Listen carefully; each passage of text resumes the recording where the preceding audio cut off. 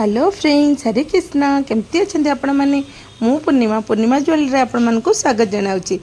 खरार गरम रु ठंडा देवाई मुझे आसी आपण नुआ ड्रिंक केमती देखा जादू भाया देखा ना। चलतु बनवा ये ड्रिंक मोपी आपण मानी आपण मान गेस्ट आसले देले ना पूरा खुशी हो। तो से कि दरकार कंचा आंब मुझे आम गचर पड़ा छोट छोट आंब नहीं आपन को जो आंब मिल आप से आंब नहीं पारे। एथिरे कौन सजेसन नहीं, जेकोसी आंब आम आप यूज करेंगे। मु आंब को भल भाव में धोईकी नहीं कि चोपा छड़ा पर धोनी। दुईटा आंब को ये मुझे भल भाव में चोपा छड़ी दीची। तापर ताकू करदे दुई फाड़ आउे करी छोट छोट कर काटी नेबी। तो आपन कि ता भितर लाइक कर दिंतु। आपण मैंने देखते भल भी पाती कि लाइक करने को भूली जाती। लाइक कर दिंतु मो वीडियोटा को। जदि नुआ सब्सक्राइब कर दिंतु और bell icon all button press कर दिंतु ताले मो नुआ वीडियो नोटिफिकेशन आपण पाखे आगे पहुँची जाव। आंब को आम टाकुआ बाहर करी तापर छोट छोट कर काटिदेबा। मो ये आंबटारे टाकुआ टाण होनी से छोट कोईलीटा बाहर।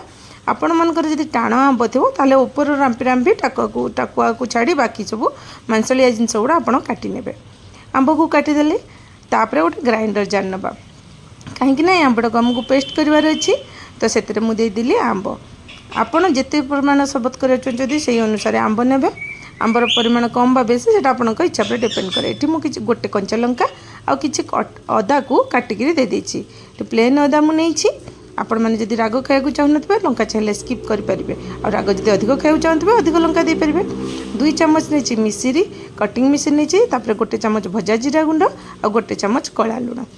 ये मिश्री मुझे कौन पे मिश्री पेट ठंडा करता तादेह कौन केमिकल न था ये नेचुरल होता है। तो से मिश्री व्यवहार कर अल्प पुदीना पत्र दे देछि। आ सब कलर भल रही से किसी बरफ और ग्राइंडिंग भल हाँपाई अल्प पानी ये सब दे आम ग्राइंडिंग करनबा। ग्राइंडिंग कलापर मुझे गोटे गिनारे काढ़ी देछि। तापरे आउ गोटे गिना नहीं से गोटे चामच लंका गुंड और गोटे चामच लुण आपको भल भाव में मिसईदेवा। आपड़ भावुवे यहाँ को मुझे कौन करी आप आग को देखो जानीपर कौन हम। तापर गोटे कटा लेंबू नहीं गोटे छोट ग्लास मिनी ग्लासटे ता चारिपटे भल भाव में घसीदेली।